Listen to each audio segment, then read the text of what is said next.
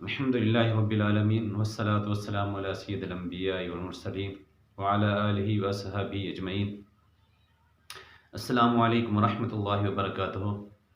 معزز سامعین و ناظرین، خواتین و حضرات، آج میں نبی پاک صاحب اللہ صلی اللہ علیہ وآلہ وسلم کی حدیث مبارکہ ایک آپ کی خدمت میں پیش کر رہا ہوں۔ یہ حدیث اسے متفق علیہ کہتے ہیں، مطلب اس کا یہ کہ بخاری اور مسلم دونوں میں یہ حدیث موجود ہے۔ میں بخاری شریف سے کوٹ کر رہا ہوں، اس کا نمبر ہے بخاری شریف کا 5189 5189، یعنی کہ 5199۔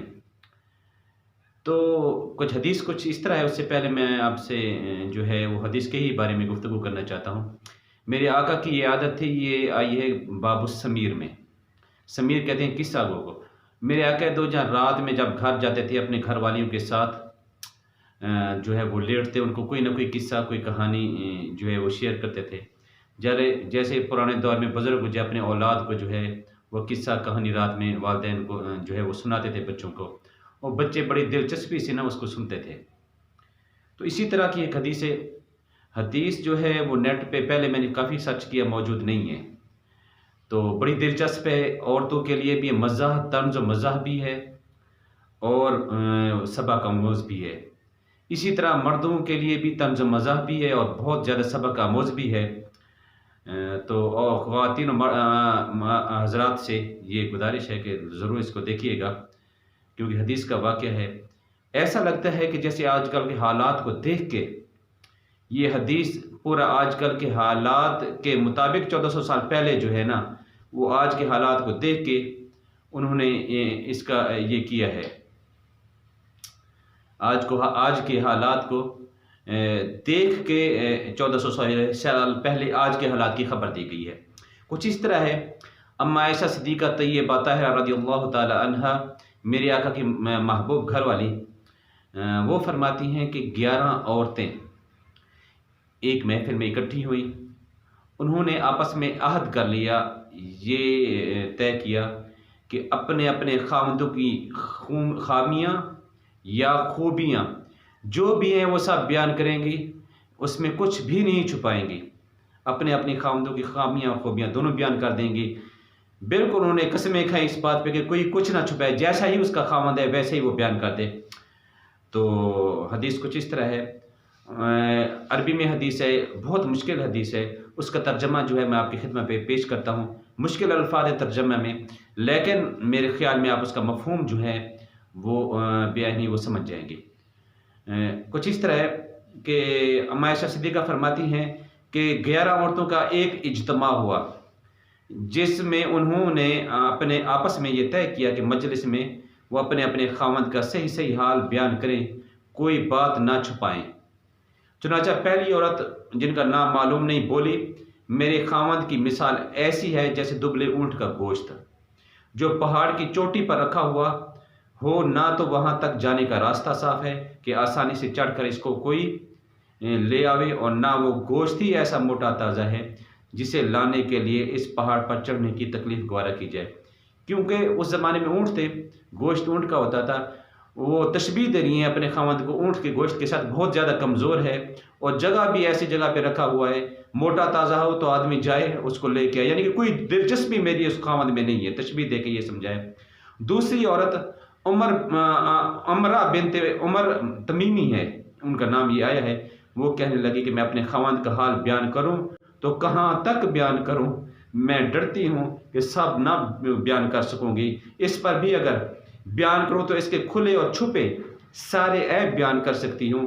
تیسری عورت، یعنی کہ اتنے عیب ہیں کہ میں بیان کرنے کی سکت نہیں رکھتی، اگر بیان کروں تو پھر میں چپ نہیں رہوں گی کہ کھلے ظاہراً اور باطناً جو عیب ہے وہ سب بیان کروں، اس کے لیے وقت چاہیے۔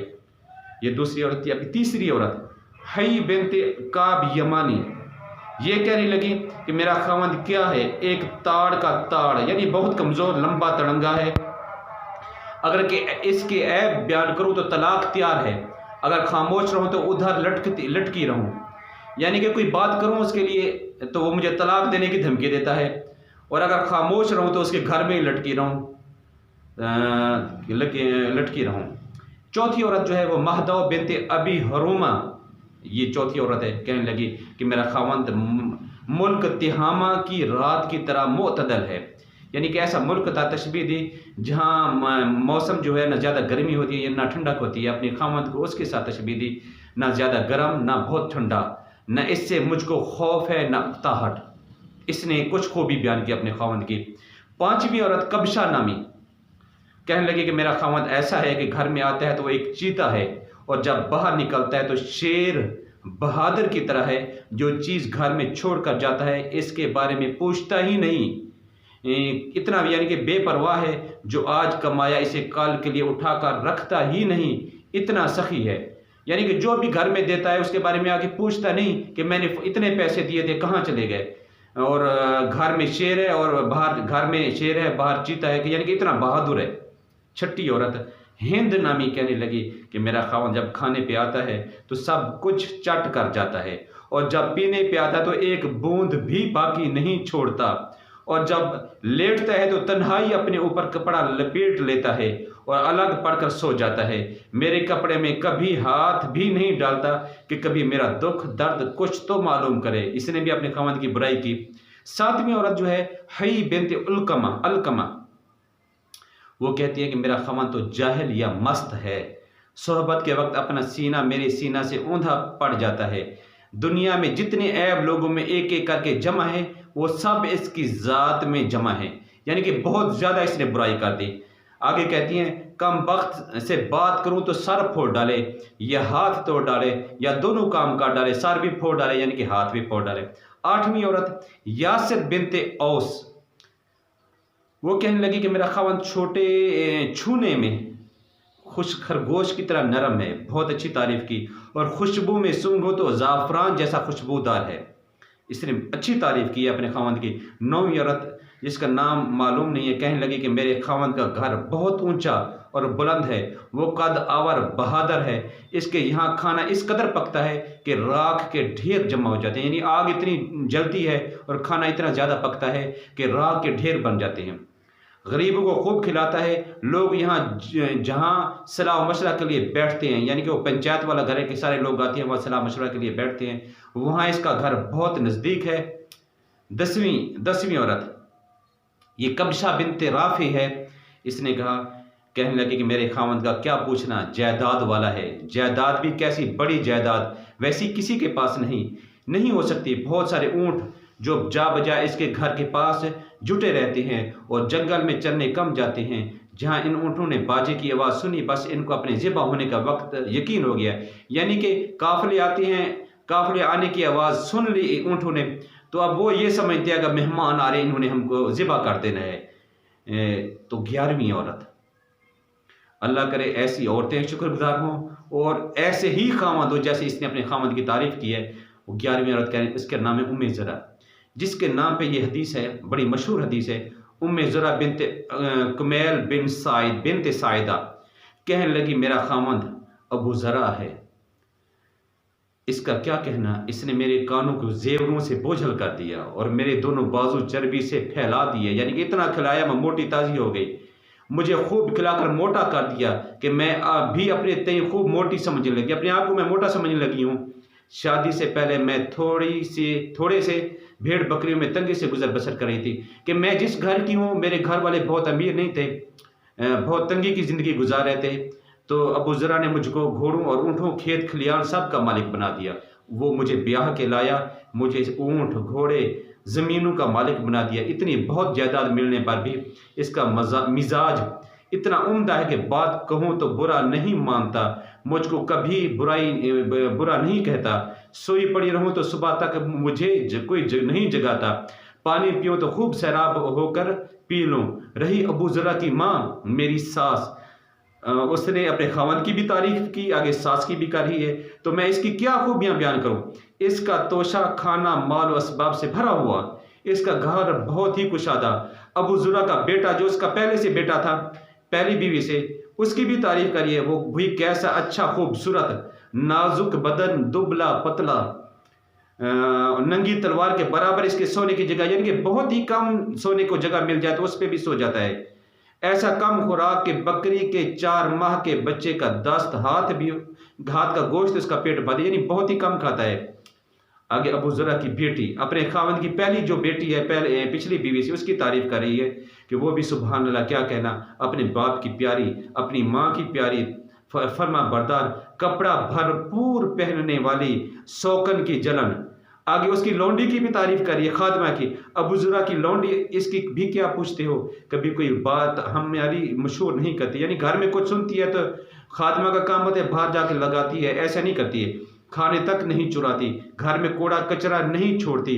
مگر ایک دن ایسا ہوا کہ لوگ مکھن نکالنے کو دودھ بلو رہے تھے، یعنی صبح صبح کے وقت ابو ذرا باہر گیا، اچانک اس نے ایک عورت کو دیکھا جس کے 2 بچے اس کا دودھ پی رہے تھے۔ الفاظ کچھ اور ہیں لیکن میں جو ہے اس کا یہ ترجمہ کر رہا ہوں، قریب قریب ہے۔ دودھ اس کا 2 بچے جو ہے اپنی ماں کا دودھ پی رہے تھے، تو ابو ذرا نے مجھ کو طلاق دے کر اس عورت سے نکاح کر لیا۔ باہر جا کے وہ اس عورت کو دیکھا، اس کے بچے اس کا دودھ پی رہے ہیں، تو اس نے مجھے طلاق دی، اس سے نکاح کر لیا۔ اس کے بعد میں نے ایک اور شریف سردار سے نکاح کر لیا جو گھوڑے کا اچھا سوار، عمدہ نیزہ باز۔ اس نے بھی مجھ کو بہت سے جانور دے دیے اور ہر قسم کے اسباب میں سے ایک ایک جوڑا دیا ہوا ہے، اور مجھ سے کہا کرتا ہے امی ذرا خوب کھا پی، اپنے عزیز و اقربا کو بھی خوب کھلا پلا، تیرے لیے عام اجازت ہے، مگر یہ سب کچھ بھی جو میں نے تجھ کو دیا ہوا ہے اگر اکٹھا کروں تو تیرے پہلے خاوند ابو ذرا نے جو تجھ کو دیا تھا اس میں کا ایک چھوٹا سا برتن بھی نہ بھرے۔ یہ وہ خاوند کرتا ہے، میں نے اپنی بساط کے مطابق تجھے دے رہا ہوں میں ذرا، لیکن مجھ سے پہلے جو تیرا خاوند تھا جس کی وہ تعریفیں ہوئی ہیں، تو میں سارے جو میرے پاس مال و اسباب ہے وہ میں اکٹھا کروں تو جو ہے وہ اس کا ایک برتن بھی نہیں بنتا۔ میرے آقا نے جب یہ حدیث سنی اما عائشہ صدیقہ طیبہ طاہرہ رضی اللہ تعالیٰ عنہ سے، تو آپ نے فرمایا اے عائشہ، میں تیرے لیے ابو ذرا کی طرح ہوں، لیکن اس نے اپنی بیوی کو طلاق دے دی، لیکن میں تجھے طلاق نہیں دوں گا۔ تو یہ حدیث ہے، تو اس سے خواتین سے گزارش ہے وہ اس سے لطف اندوز بھی ہوں اور سبق بھی حاصل کریں، اور مرد و حضرات سے جو ہے ان سے بھی یہ درخواست ہے وہ بھی لطف اندوز اور سبق حاصل کریں کہ عورتیں جو ہیں وہ کسی کی بیٹیاں ہیں، کسی کی بہنیں ہیں، تو رحمت وہ گھر چھوڑ کے آئی ہیں تو ان کے حقوق کو پہچانیں۔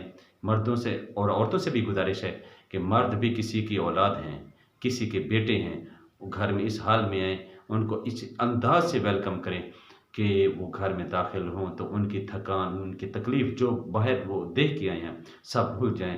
اللہ تبارک و تعالیٰ ہمیں جو ہے گھریلو معاملات، عائلی معاملات میں جو ہے اچھا نبھانے کی گھر میں توفیق عطا فرمائے۔ آمین بجاہ النبی الامین صلی اللہ علیہ وآلہ وسلم۔ السلام علیکم ورحمۃ اللہ وبرکاتہ۔